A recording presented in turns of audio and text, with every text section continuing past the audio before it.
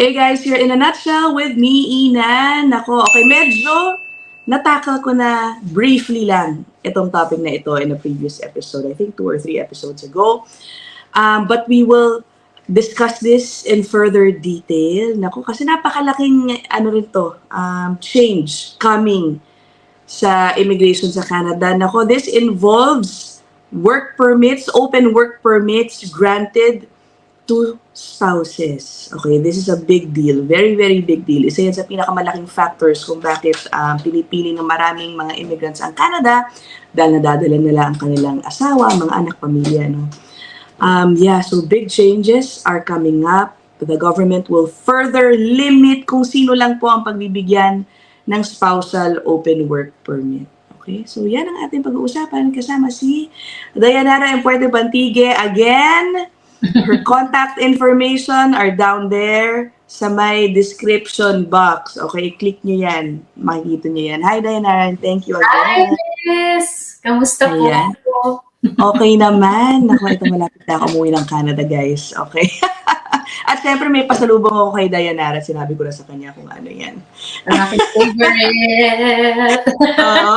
Okay, nako. Let us have a disclaimer first. Or ano ba? Let's take note. Okay, we will be showing you guys a document that has been circulating on social media. This is a document signed by Immigration Minister Mark Miller. And this has already been discussed by some widely followed, regulated Canadian immigration consultants in Canada. Okay?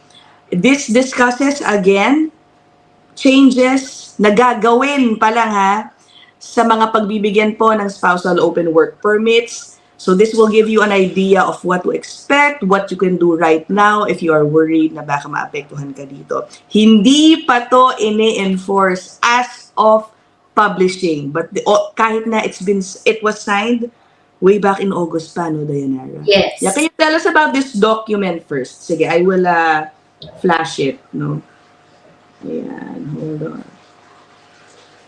This is, naku, nawala na ako. Ano ba to? It is a memorandum to the minister. So this is sent by, I believe,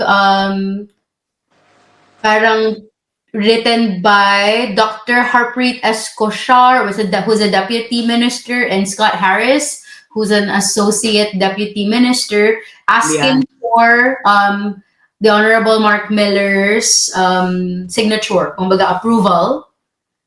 Okay. They have, para siyang kind of like a thesis actually, kasi merong backgrounder, parang may summary harap, tapos may backgrounder when it comes to ano yung pinagbasehan nila na research, kung bakit nila ito yung sinasuggest. They gave out options. Sa document po, walang nakalagay sa option 1. I believe it's redacted or removed reason. That is option 2. Ang meron lang is option 3. Okay. Yeah. Yun Okay. po yung approve. Yes po. Yeah. So, ayun, nakikita niyo yung pirma ni Mark Miller sa ibaba. And then, there is a check beside option 3. Hindi ko ma-highlight Ano ba yan? Pero nakikita niyo yun dyan. Recommended, actually. Yeah. So, this document is 5 pages, guys. We're not gonna read through it. Medyo technical din yung terms na ginagamit ito. So, we have Dayanara here to basically give us a summary of what we can expect. Pero babasahin ko na lang tong approved recommendation na naka-check dito. Maikli lang naman to. And generally, ito ang mangyayari. Rollback on work permit access and for spouses of high-skilled TFWs where the principal foreign national has work authorization valid for at least 16 months and is in a management, professional occupation, or shortage sector. So, ano ibig sabihin nito, Dayanara? Okay, so before po kasi, just to give you a backgrounder, during our time, so 2019, pre-COVID, when international student graduates at mag-a-apply na po ng post-graduation work permit, ang requirement talaga is for the post-graduation work permit applicant to have a job that falls under NOCTER. Nung panahon na yon is their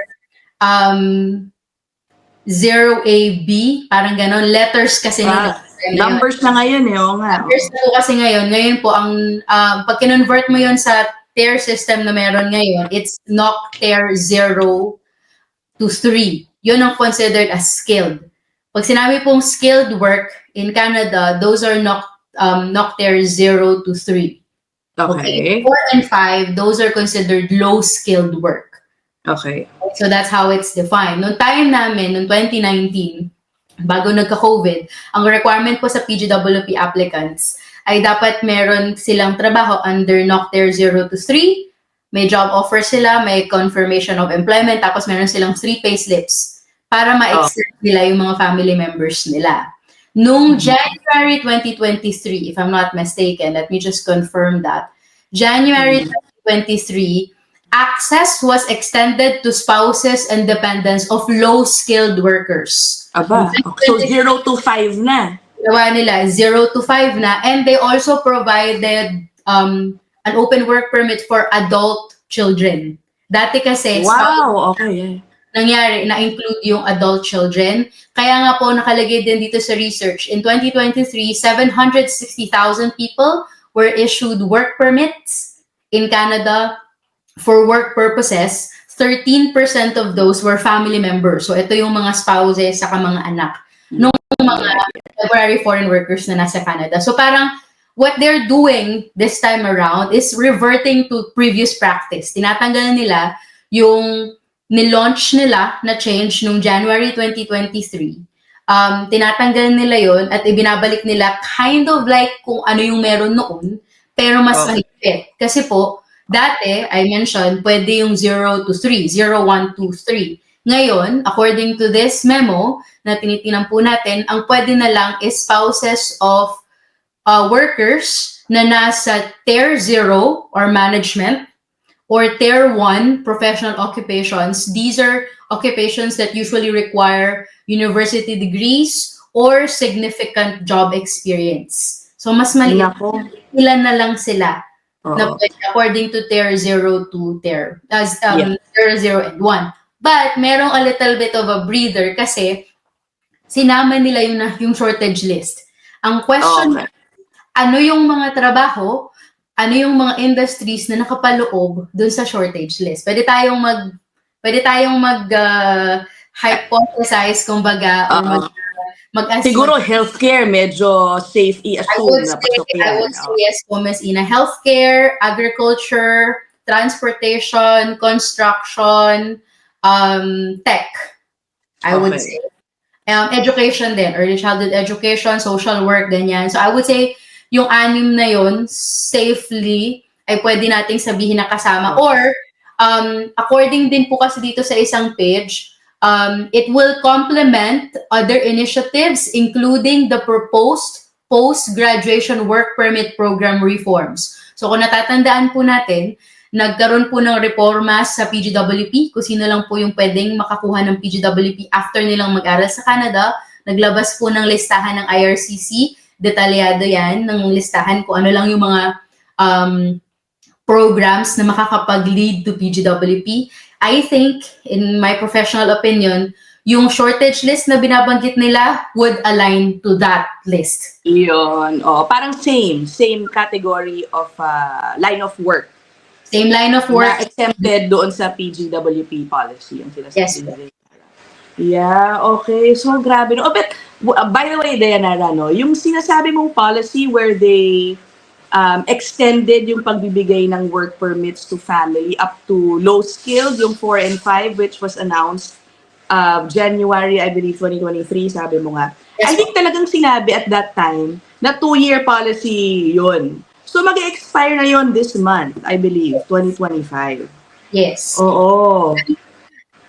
We have, sa ngayon, we are, as representatives, we are operating on what's existing. So, sa ngayon, yun pa lang yung meron. Wala pa naman pong pagbabago na ina-announce. Wala pa naman pong firm date, kumbaga kung kailan siya magsisimula. Kasi with IRCC, they will always announce a date. It's never like, okay, automatic na lang, wala na tayong usapan. Basta mawawala parang bula. It doesn't happen with the IRCC.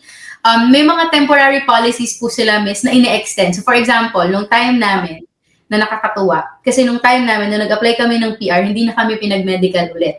Meron silang launch na parang temporary policy na kapag may medical results ka na valid for the last 5 years, pwede mo siyang gamitin kahit expired na siya kasi usually expired na po yan after a year. Pwede mo pa rin siyang gamitin kung mag-extend ka ng yung temporary stay sa Canada or mag-a-apply ka ng PR. Kumbaga, hindi na pinapagawa ulit yung medical to save money, save time, and all of that. Noong nakaraan, nag-expire na yun. Parang a few months ago, nag-expire yun. So, ang ginawa ng IRCC, in-extend nila. Parang nila na, okay, we will be extending this policy for the next few years ulit para hindi na kailanganin ng mga temp workers na magpa-medical. So, the same will happen, I think. They can either announce to extend this or they can announce kung ano yung nakalagay sa memo na ito na lang. Sila na lang mag-apply. Yes. Ako personally, hula ko lang to, guys, ha. Feeling ko baka hindi na nila i-extend yun, Nara. Parang extending it would not be parang aligned dito sa ongoing na paghihigpit. But yes. Yeah. But we'll see, guys, ano? By the way, this document was signed again, all the way back in August pa. Yes po. So, hanggang ngayon, sabi nga ni Dayanara, wala pang enforcement date, but I guess, Dayanara, it could happen really anytime now. Anytime. Kasi po ang nakalagay po sa page is with the target implementation date of 6 to 8 weeks after approval. We don't know when this was approved, but we know that it was part of one of the announcements of Minister Miller a few months ago. So I think he signed it around the same time that he made those announcements. Kaya he was able to share it. But either they're waiting for January 2025 to officially like roll back kung ano man temporary policy na yun, or they're waiting for a specific time, or they're waiting for the prorogation of the government the parliament to end. So, pag-usapan din natin yan. Okay, so let's simplify further, Dayanara, kung ano yung ini-expect. What type of jobs, eventually, once this is enforced, would only be allowed to bring their spouses, and may additional qualification na dapat ngayon ang magiging job offer mo ay minimum of parang 16 months. 16 months. Dati wala yatang ganung requirement, di ba? For you 6 months lang. 6 months lang, o diba? Before, a foreign worker, the principal foreign worker, so siya yung principal applicant, siya yung international student na nag-apply ng PGWP, o siya yung temporary foreign worker na may hawak na LMIA. Yung principal foreign worker, basta 6 months pa yung validity ng kanyang work permit, pwede siyang mag-apply for his or her spouse and children, yung family members niya. Ngayon po, the minimum requirement is 16 months. So, dapat 16 months pa yung hawak mo na permit para ma-apply mo yung family mo. This effectively removes the eligibility for most LMIA holders kasi di ba po ang LMIA from 2 years, ginawa nilang 1 year na lang. So, di ba? Oo nga. Oh my gosh. Automatic out na pala yun. Out na sila. So, only those with 2 years. So, mainly post-graduation work permit holders. Kasi ang post-graduation work permit is 3 years usually. For those who study for 2 years, 3 years usually po yung binibigay. Oh no, ngayon ko lang siya naisip, Dayanara. Oo nga. Nilimitahan po kasi yung pagbibigay ng LAMIA jobs, basically, no? To 1 year. So, temporary foreign workers, once this is implemented, those na padating pa lang po, hindi na talaga sila pala pwedeng... Kung nakapag-apply na sila, miss, before na-implement, I mean, IRCC will process it. Pero kung punta ka pa lang at papa-apply ka pa lang, tapos bumaba na yung rule, ay mahirap na po. Naku po. Okay, so that's one requirement, yung length of your job offer. Tapos yung, let's be specific dun sa types of jobs na pagbibigyan na lang. Yes. Kailangan talagang mataas na ang position mo. Yes po. So, Tier 0, management occupations. Tier 1, professional occupations. And yung pong mga nasa shortage list, which has not been announced yet, but we can assume that it aligns with the PGWP fields of study list na inilabas po ng IRCC earlier. Okay. Okay. So, Dayanara, what should those who can be affected by this, what can they do right now while it is not yet in effect? Dapat ba take advantage dito sa tinatawag na prorogue ng parliament? Baka kasi nga it could buy them some time. Parliament is prorogued until March 24. Ano ba ibig sabihin ng prorogue? Ibig sabihin walang operation, they are stuck. Yes. So, anong impact niyan sa processing ng immigration applications to With begin with? immigration applications, I don't think they will be affected. Kasi yung study permit, work permit, ganyan, yung normal process po ng IRCC. But any legislative changes, any laws or any bills that they wish to launch, nakakalungkot lang, this also includes probably the good things. For example, yung rural community immigration class, yung bagong French centered program na ilo-launch nila, yung caregiver program na hinihintay, those may not be yung caregiver program din. Those are affected. Kumbaga, that's the good things. Those are the good things na hindi natin maaaring makita because of the prorogation. Itong katulad po nito, yung announcement na ito sa open work permit changes, ito naman yung parang the negative thing na maaaring ma-delay din because of the prorogation. Yeah, so if I were in the position of these applicants na maaaring maapektuhan, one is I would try to apply my family for PGWP, and I would try to apply for PGWP and spousal open work permit SP minors for the children as soon as possible before this is implemented na talaga. If, let's say, ang mahanap ko lang talaga na trabaho is low skilled, there are 4 and 5 positions lang talaga yung mahanap ko, kaya there are 2 and 3. Okay, I will try to apply them as soon as you can, as soon as they can. Second advice would be if you are currently studying, baga nasa second sem, third sem ka pa lang, ngayon pa lang titingnan ko na yung opportunity ko kung pwede ba akong mapunta sa field na nasa shortage list. Okay, pwede ba ako sa agriculture, pwede ba ako sa construction, yung asawa ko na physically strong, pwede ba siyang mag-explore ng opportunity niya to become an apprentice sa isang union ng mga construction workers. Usually po kasi construction workers are unionized, so meron silang apprenticeships na ino-offer, explore that. I would see kung paano ako makakapasok dun sa mga industries na alam ko na nasa shortage list, gaya nga po ng healthcare, education, transport, tech, agriculture. May nakalimutan akong isa. Pero yun, yung 6 na yun. Oo. But then, baka sabihin nila, dahil nga parang ang dami ng policy changes, bigla na lang nangyayari, do you really still, is it safe still?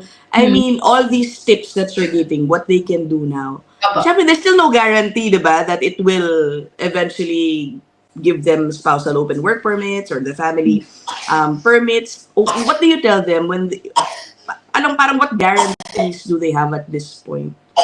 At this point, the one thing we can hold on to is yung regulations po, yung guidelines na meron, and whether or not you're eligible. As long as based on like the papers ay eligible ka. So, for example, hindi pa naman lumalabas yung guideline na ito ngayon eh.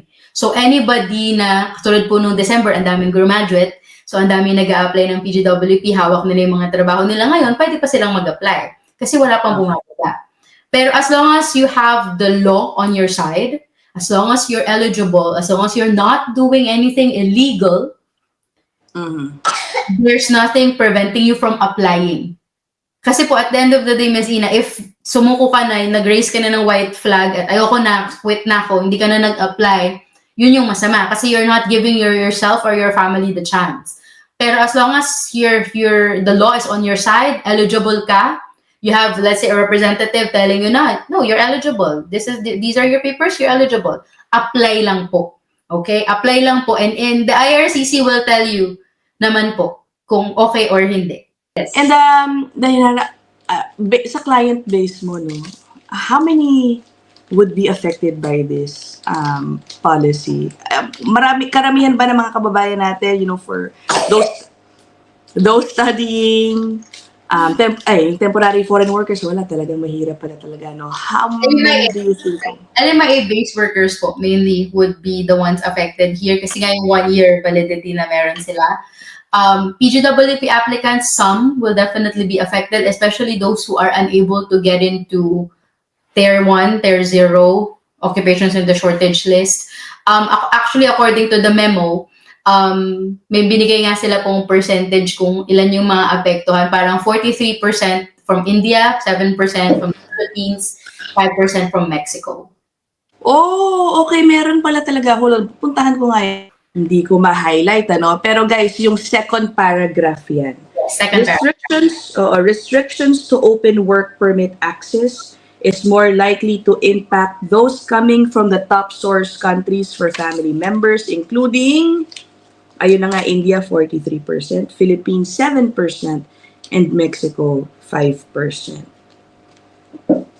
7% sounds small, pero guys, malaki-laki din yun, ano? Malaki rin po. If we compare it to the number of open work permits that came in, parang 13% of 760,000 people. So yung 13% na yun, 7% doon ay mga Pinoy. So parang kabuuan na yun ng 13%.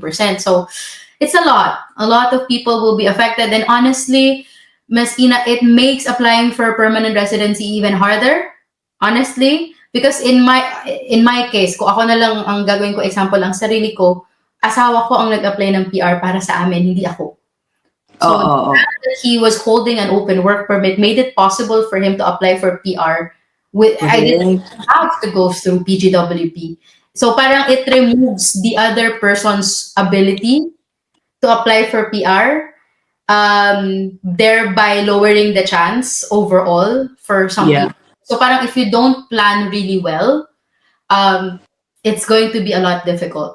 Na parang sa ngayon, this affects those who are here in Canada and those who also plan to go. Kasi especially kung nagpaplano ka ng pag-aral, meron kang i-invest, nagpaplano kang this time, kailangan mo na talagang isipin na ilinya yung sarili mo sa in-demand occupations list or punta ka dun sa program. Kasi mag-aaral ka, punta ka sa program na magli-lead to higher chance na makapag-lead to a Tier 1 or a Tier 0 position.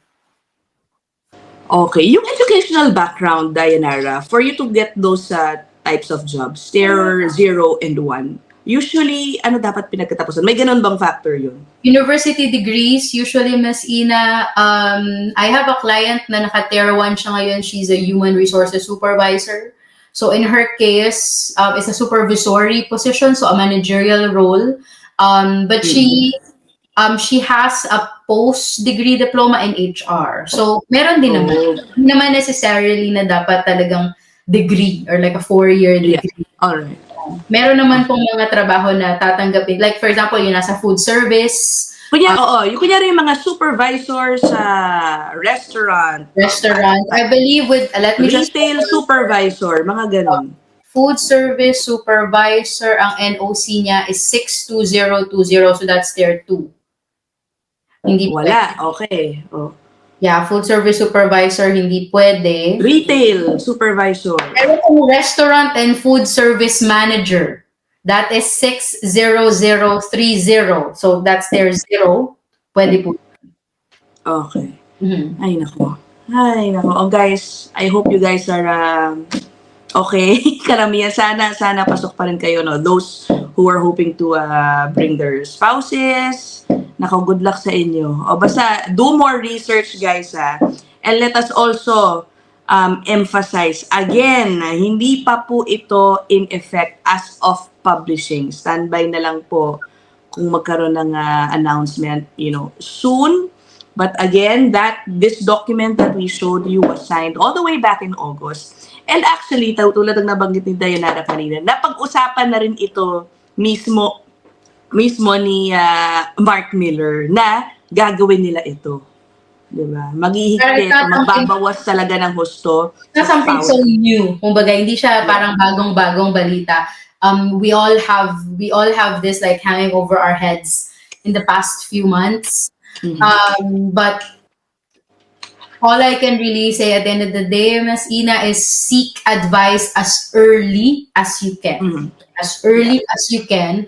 And it is never too early to send resumes to try to go into in-demand occupations. So kung nagdadalawang isip po kayo, dapat ko bang tanggapin tong healthcare position na to?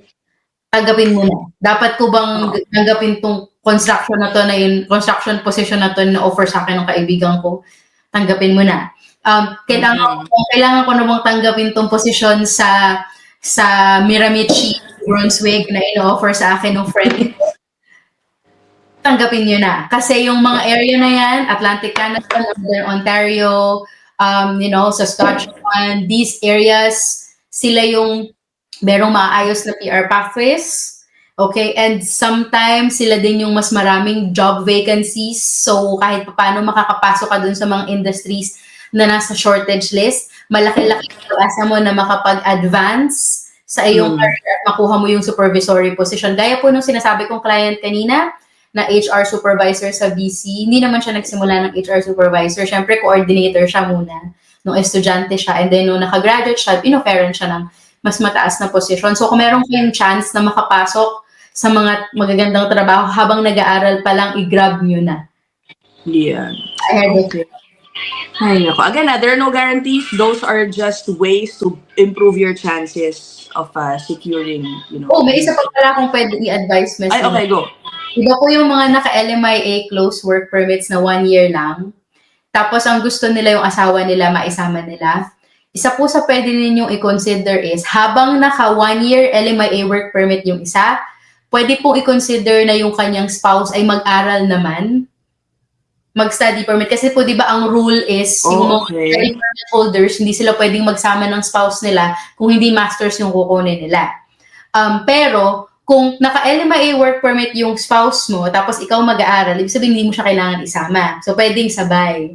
Habang nag-aaral yung isa, nag-LMIA work permit yung isa, sinusuportahan niya yung pag-aaral nung estudyante na yung tuition fee, gastos nung nag-aaral. And then, pagka-graduate nun, pwede siyang makapag-apply ng PGWP. Kung nasa in-demand occupation siya, pwede niyang i-apply ng open work permit yung asawa niya na dating naka-LMIA. That's another strategy they can employ. Okay. Nako, medyo kailangan nyo lang ng extra budget for that, ano? Yes, kailangan lang po ng extra budget. Pero kung if you will plan smartly, like yung aaralin nung student ay in demand, like healthcare or construction or tech or something that, has a higher chance of leading to PGWP, leading to PR and all, that's, I think, a smart option. Pero that is only for those na meron ng opportunity for LMIA. Kasi, that's something you can explore kasi po nakikita ko yan sa mga kliyente ko na, LMIA holders sila, they're looking for ways to stay in Canada. The only other way is to study, isa sa kanila. So ito yung isa nilang ine-explore. For this plan to be successful, highly, highly recommend seeking professional help as soon as you can. Okay? Hi, okay. I'm sure, Dayanara, you are also getting some criticisms. Tell me, correct me if I'm wrong, hula ko, sabihin nila, ito, yung mga RCIC, lagi naghahanap ng paraan around existing policies. What do you say to those who might have that impression? Ms. Ina, these applicants who are here, who are outside Canada, or here under temporary status, they're like me. They're like me and my husband. One in 2019. The only difference is I was lucky enough to get to Canada at a time when it was not so strict. My husband and I were lucky enough my husband was lucky and fortunate enough to get into a position that led to PR. He worked hard, but we cannot deny na talagang there was grace by God involved. Yeah. Okay. So that's those are the only difference that I have with them. Diba? They work hard. We worked hard. They want the best for their families. We want the best for our families. We want the best for our little girl. So who am I to, kumbaga, be such a negative energy towards them na dahil nandito na ako sa Canada, dahil ito na yung position ko, hindi ko sila bibigyan ng pagkakataon. Kung meron naman silang pagkakataon. Even the Canadian government concedes 99% of growth in Canada came from immigration. That's not a small amount. And one of the reasons why Canada was able to avoid deep recession during the pandemic was because of temporary workers. We have to agree with that, and we have to recognize that. Otherwise, we may lose that opportunity to attract like top talent, young people, to join our country and, give us benefits also, give us, a huge talent pool, population growth, and all of that. We have a problem when it comes to population that's burgeoning. We have to address it. So, hindi ko po sasabihin, hindi po ako magde-discourage kung yung client ko ay unang-una merong means to do what they want to do. Meron silang skills to perform the jobs that they want to do in Canada. Meron silang legal ways to achieve their goals. As long as it's legal, wala tayong magiging problema. Hindi ko po yan i-discourage. And of course, I get flack. Kasama naman talaga. Yeah, oo, kasama talaga yun. Sabi nga sa akin ng asawa ko, if you're a public figure, you have to take the good with the bad. Diba? Yan yung trabaho mo. There's something wrong if you only get positive feedback. Diba? Opo. Na parang yan kailangan mong tanggapin na meron at merong hindi matutuwa sa ginagawa mo. Pero kung wala kang ginagawang masama, legal ka. Lahat kumbaga yung tinuturo mo or ginaguide mo, ina-advise mo sa mga kliyente mo is legal. Then, at the end of the day, wala kang tinatapakan. Yeah. Walang magiging problema. Pero, ito nga rin po ang sinasabi ko sa mga kliyente ko, dun lang tayo sa legal. Yes. Dun lang tayo sa Ano ko oo. So, kasi sinasabi ni Dayanara, there are RCICs giving wrong, illegal advice. Sa totoo lang. Yes. And the government has warned these RCICs, to stop doing it, yung giving mga advice to, seek asylum wala naman talagang basehan, yung mga apply work permit na wala pang LMIA. Yeah. Oo, to buy time only, yung mga ganun ba? Mag-ingat din kayo sa mga ganun na meron din mga ganun.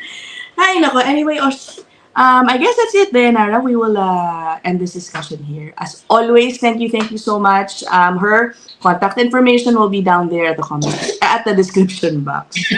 So, okay, that's it. I will see you guys in the next Happy New Year, everyone! Happy 2025 na pala. Okay, bye! Bye!